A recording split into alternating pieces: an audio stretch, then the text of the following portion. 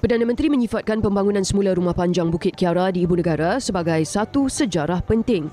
Ia selepas pembinaan pangsapuri 18 tingkat yang lama tertangguh secara rasmi bermula hari ini. Bukan saja di Malaysia, bayangkan di mana-mana negara.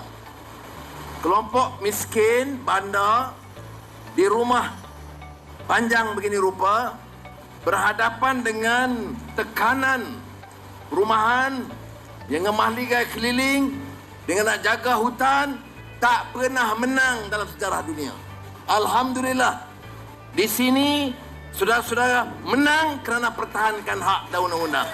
RM1 juta juga diperuntukkan bagi membantu kos penyelenggaraan untuk tempoh sekurang-kurangnya 3 tahun.